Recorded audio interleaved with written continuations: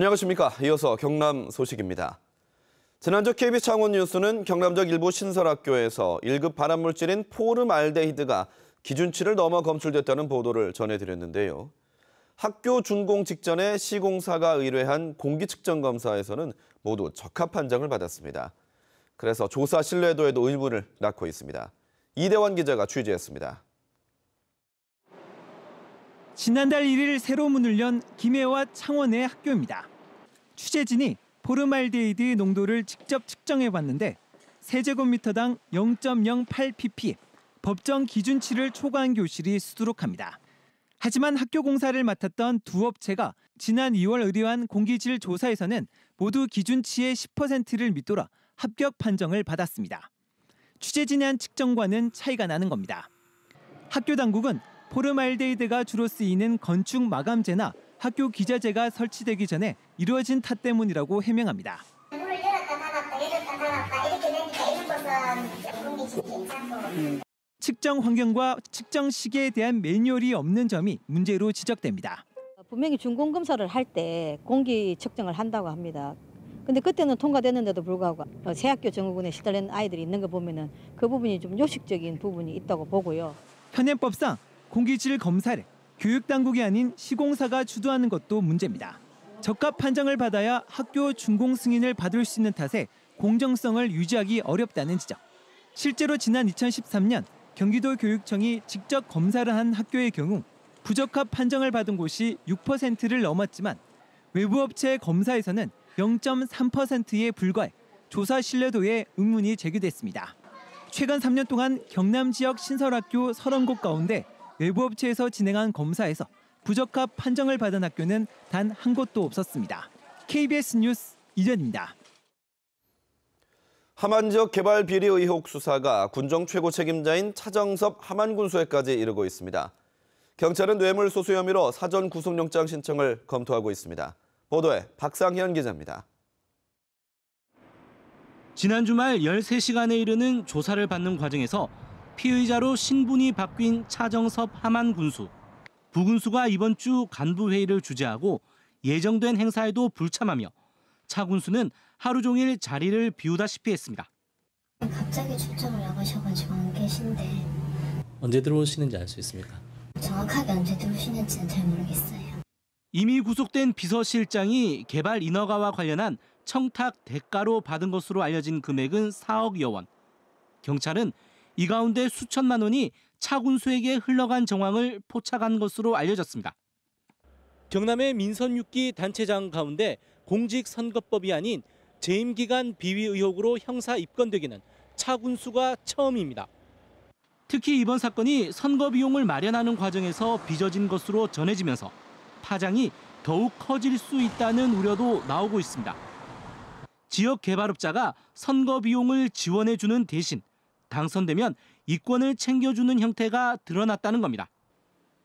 이에 대해 차 군수는 경찰 조사에서 혐의에 대해 모르는 일이라고 부인한 것으로 알려졌습니다. 경찰은 조사 결과를 검토해 이르면 이번 주 사전 구속영장을 신청할 예정입니다. KBS 뉴스 박상현입니다. 의장단 선거에서 돌을 건넨 혐의로 기소된 박재홍 창녕군 의원의 당선 무효형이 확정돼 다음 달 9일 대통령 선거와 함께 보궐선거가 치러지게 됐습니다. 대법원은 박 의원이 제기한 상고를 기각해 의원직 상실형에 해당하는 징역 1년에 집행유예 2년을 선고한 원심이 확정됐습니다. 진주시가 만성 적자를 이유로 진양호 동물원에 예산 투입을 꺼리면서 서식 환경이 수십 년째 비슷한 상황입니다. 그마저도 조류 위주의 운영 방침을 세우면서 포유류의 환경이 위협받고 있는데요. 동물원 전체에 대한 청사진을 마련해야 한다는 목소리도 커지고 있습니다. 조미령 기자의 보도입니다.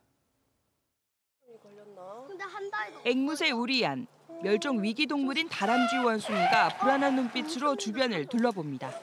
마른 등과 다리 곳곳에는 털이 빠지고 상처가 나 있습니다. 못 보겠다. 마음이 안 좋네요, 저 보니까. 안 볼 때나 귀엽다 이랬는데 털이 피부병인가? 활동 반경이 최대 90km가 되는 늑대도 좁은 집에서 몇 걸음 나와 주저앉습니다.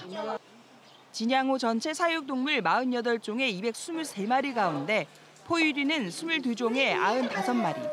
환경단체의 모니터링 결과 포유류 위주로 이상 징후가 곳곳에서 나타났습니다. 반달가슴금 같은 경우는 왔다 갔다 하는 이상 징후라든지 원숭이가 그 낡은 우리에서 서식한다든지 이런 부분들이 충분히 개선될 수도 있는데 시설 그리고 인원들의 문제로 인해서 진주시는 5년 전부터 사육동물 추가 확보를 중단했고 입장료 수입 1억 1,000여만 원으로 사료값을 겨우 충당하고 있습니다. 경상남도의 진주 수목원 내 동물원과의 통합을 건의했지만 받아들여지지 못했습니다. 동물원은 현 상태대로 유지하면서 소동물 위주로 운영할 계획으로 있고 앞으로 농촌 테마공원이 건립되면은 테마공원과 연계해서 호랑이와 반달곰, 늑대 등 남아있는 포유류의 서식 환경을 비롯해 동물원 전체에 대한 재검토가 필요하다는 목소리가 커지고 있습니다. KBS 뉴스 조미령입니다. 공정률 27% 상태인 신고리 5,6호기가 경주 지진 이후 부지 안정성 문제가 제기되면서 공사가 계속 이루어질지 결정이 나지 않고 있습니다. 신고리 5호, 6호기의 운명은 어떻게 될까? 노준철 기자가 취재했습니다. 신고리 원전 3, 4호기 옆에 짓고 있는 신고리 5, 6호기. 건설이 먼저 시작된 5호기는 본관 기초 굴착 공사가 끝나고 원전의 핵심인 원자로 시설 뼈대까지 모습을 갖췄습니다. 지금은 철근 배근 작업과 함께 첫 콘크리트 타설이 시작됐습니다. 바닷가에는 취수, 배수, 구조물 공사가 함께 진행 중입니다. 현재 5, 6호기의 전체 사업 공정률은 약 27%입니다.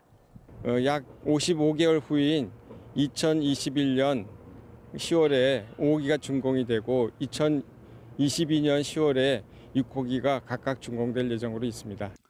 호기당 140만 킬로와트급인 신고리 5, 6호기가 운영에 들어가면 연간 208억 킬로와트시의 전기를 만들게 되며 부산, 울산, 경남 전력량의 24%를 감당할 수 있습니다. 내진 설계는 규모 7.4, 설계 수명은 60년입니다. 지금까지 쓴 돈도 엄청납니다. 전체 사업비 8조 6천억 원 가운데 공사비로만 이미 1조 8천억 원을 썼습니다. 또 원전 특별지원금으로 울주군에 1,182억 원, 기장군에 451억 원이 배정됐습니다. 주민들이 자유일치를 한 부분이고 또 국가의 국책 사업이기도 합니다. 그래서 신고리 5, 6호기가 건설되면서 받는 인센티브가 우리 지역 경제에 많은 도움이 되리라고. 하지만 신고리 5, 6호기의 앞날은 아직 불투명합니다. 지난해 6월 원자력안전위원회로부터 건설 허가 승인을 받았지만 석 달 뒤 9월에 터진 경주 지진 여파로 부지 안전성 문제가 제기됐기 때문입니다. 그래서 원전 주변에 활성 단층이 있는지, 안반 지질이 지진에 취약한지 국민안전처가 정밀 재조사를 벌이기로 했습니다. 신고리 5, 6호기가 차질 없이 완공될지, 유례 없는 중단 결정이 내려질지 그 운명은 아직 정해지지 않았습니다.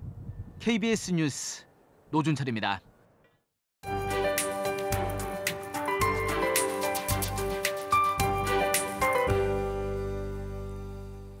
어제는 기온이 크게 오르면서 올해 들어 가장 따뜻했습니다. 오늘은 어제보다도 더 따뜻하겠는데요. 합천 23도, 의령은 24도까지 오르겠습니다. 하지만 아직은 기온이 많이 낮습니다. 낮 동안 조금 덥더라도 외투 챙겨 나오셔야겠습니다. 이렇게 기온이 크게 오를 수 있는 건 따뜻한 서풍이 불어오기 때문입니다. 그런데 이때 미세먼지도 함께 날아듭니다. 경남 지역도 오늘 오전까지 공기가 약간 탁할 걸로 보이니까요. 출근길에 마스크 착용해 주시기 바랍니다. 오늘은 남해상에 위치한 고기압의 영향으로 막다가 서쪽에서 구름대가 다가와 오후부터 구름 많아지겠습니다. 밤사이 기온이 크게 떨어졌지만 어제 같은 시각보다는 높습니다. 창원 9도 가리키고 있고요. 내륙은 2도 안팎으로 출발합니다. 한낮에는 20도를 훌쩍 넘기며 무척 따뜻하겠습니다. 경남 서부 지역도 아직은 1도 안팎으로 약간 쌀쌀합니다. 하지만 기온이 빠르게 오르며 한낮에는 22도 안팎을 보이겠습니다. 오늘 해상도 하늘 맑겠고요. 물결도 잔잔하게 일겠습니다.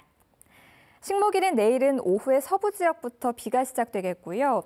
금요일까지 길게 내렸다 그치기를 반복하겠습니다. 기상정보였습니다. 선박 구성부품 제조업의 성호 기업이 타워 청소와 도장 일을 할 금속 도장원 10명과 미싱 작업에 투입할 2명을 찾고 있습니다. 삼성중공업 내 1차 협력사인 정현개전이 전개장 설치에 전기원 10명을 모집합니다. 하루 9만 원에서 10만 원의 일당을 지급합니다. 거제에 있는 선박 구성 부분품 제조업 소명기업이 조립블록 사상 작업을 할 단순 사상원 5명을 찾습니다. 거제에 있는 선박 구성 부분품 제조업 세진산업이 클리닝 작업을 할 단순 종사원을 뽑습니다. 통근 버스가 제공됩니다. 삼성중공업 사내협력사 명주기업이 전기 내선과 전선, 화기 등을 취급할 현장직 20명을 모집합니다. LG전자 창원 공장이 지난달 중순부터 에어컨 생산 설비 완전 가동에 들어갔다고 밝혔습니다. 이는 지난해 완전 가동 시점보다 한 달 이상 앞당겨진 것으로 생산량 역시 지난해 대비 40% 이상 증가한 것으로 나타났습니다. LG전자는 최근 에어컨에 공기청정이나 제습 등의 기능이 탑재되면서 4계절 가전으로 진화하고 있다고 밝혔습니다. 밀양시가 일제강점기 독립운동단체인 의열단의 기념관을 추진합니다. 의열기념관은 김원봉 단장의 생가터에 지어지며 올해 말까지 의열단의 역사와 인물, 주요 활동을 알리는 전시실과 옥상 휴식 공간을 마련할 계획입니다. 밀양시는 기념관이 될 김 단장의 생가터가 항일 운동거리가 꾸며진 밀양 해천에 있어 기념관이 독립운동 역사 교육의 현장이 될 것으로 기대하고 있습니다. 한국항공우주산업 카이와 카이협력업체협의회, 또 고용노동부 등이 항공공동근로복지기금 법인이 올해부터 본격적으로 운영됩니다. 복지기금 법인은 협력업체 소속 근로자와 자녀 학비, 의료비와 경조사비, 체육문화활동과 기숙사, 구내식당 운영 등을 지원합니다. 항공공동근로복지기금은 지난해 하반기 카이협력업체 협의회 소속 20개 업체가 2천만 원씩을 출연하고 카이가 4억 원, 고용부가 지난해와 올해 각각 2억 원씩을 출연했습니다. 한국도로공사가 고속도로 사고 예방을 위해 이용자 신고와 제보 접수를 활성화합니다. 도로공사는 이달부터 쓰레기 투기 신고 포상제를 도입해 고속도로 쓰레기 무단 투기 신고자에게 최고 20만 원의 포상금을 지급하기로 했습니다. 또 교통사고를 예방하는 낙하물 신고를 활성화하기 위해 대형 사고 예방 효과가 큰 낙하물 신고는 영상자료 없이도 포상금 5만 원을 지급하고 매달 추첨을 통해 선물 교환권을 제공합니다.